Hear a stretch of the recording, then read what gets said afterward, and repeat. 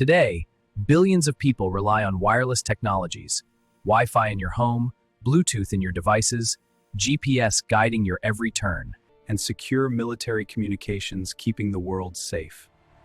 The foundations of these systems trace back not just to labs in Silicon Valley, but to a brilliant idea born in 1941 by a woman the world knew as the most beautiful woman in Hollywood, Hedy Lamarr. To millions, she was a silver screen icon, elegant, enigmatic, captivating. But behind the glamour was a restless mind that refused to be confined to the spotlight. While the world saw a movie star, Hedy Lamarr was quietly inventing in her Hollywood home, driven by a desire to help win World War II. This is the true story of a woman who escaped tyranny, outsmarted expectations, and co-created a communication breakthrough that the US Navy overlooked for decades, only for its principles to echo through the digital age. Born Hedwig Eva Maria Kiesler in Vienna in 1914, Hedy grew up in a cultured home. Her father, a successful banker, nurtured her curiosity, explaining the mechanics of the city's infrastructure during long walks. As a child, she took apart music boxes and toys, reassembling them with fascination. Beauty brought fame early. At 18, she starred in the controversial 1933 Czech film Ecstasy, which made her an international sensation and a scandal. It also drew the attention of Friedrich Mandl, a wealthy Austrian arms manufacturer. Mandl was controlling and possessive. He married Hedy in 1933 and treated her more like a prized possession than a partner, isolating her while entertaining high-ranking figures, including those tied to Mussolini and the rising Nazi regime.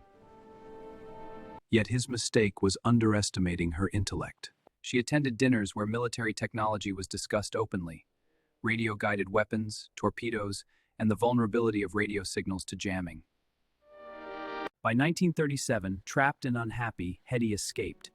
Accounts vary on the details, some dramatic tales of disguise and flight, but she made her way to Paris and then London, carrying the technical insights she'd absorbed.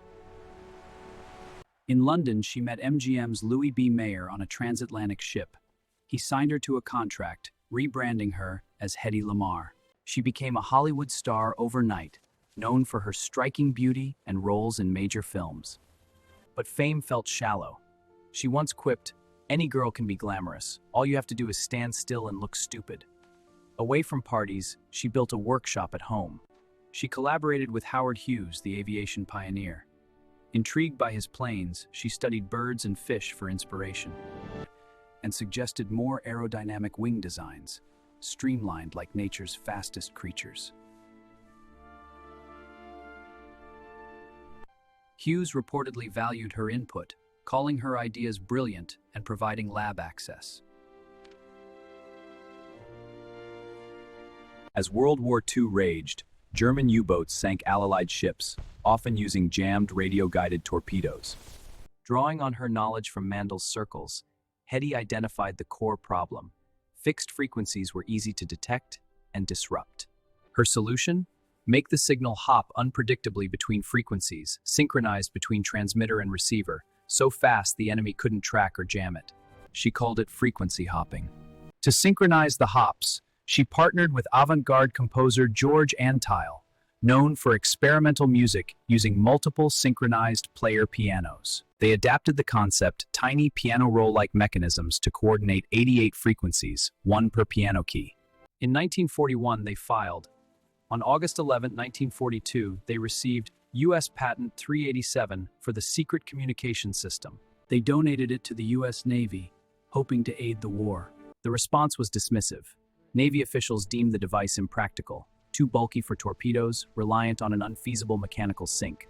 Some reportedly mocked the player piano idea. Instead of engineering work, they suggested she help by selling war bonds. Hedy did exactly that, touring extensively and raising millions, including reports of up to $25 million across efforts, equivalent to hundreds of millions today, with one famous event auctioning kisses to sailors for bond purchases. The patent was classified and shelved. Neither Lamarr nor Antheil received compensation or credit during the war.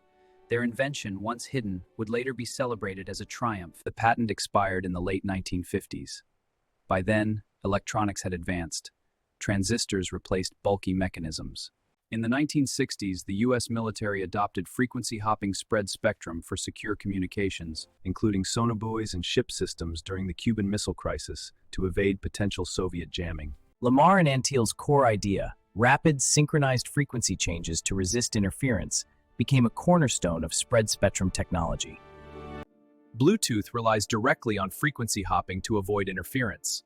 Early Wi-Fi standards like IEEE 8211 incorporated frequency hopping techniques. GPS uses spread spectrum principles for anti-jamming. Secure military radios owe a debt to the concept. It wasn't that Lamarr single-handedly invented Wi-Fi or Bluetooth. Decades of engineers built on many ideas, including hers. But her 1942 patent was a pioneering, influential step, cited in later developments. Hedy Lamarr's career faded in the 1950s amid personal struggles, multiple marriages, health issues, reclusion.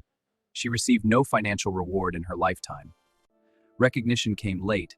In 1997, the Electronic Frontier Foundation honored her as a pioneer. She was inducted into the National Inventors Hall of Fame posthumously. When praised, she reportedly said, "It's about time." Hedy Lamarr proved that brilliance isn't confined by appearance or gender. She was both a star who illuminated the screen and an inventor whose ideas illuminated the future of communication. Next time your devices connect seamlessly, remember the woman once told to just look pretty, who quietly helped build the wireless world instead. If this story moved you, like, subscribe, and share for more untold histories. I'm PasQ Media, and I'll see you next time.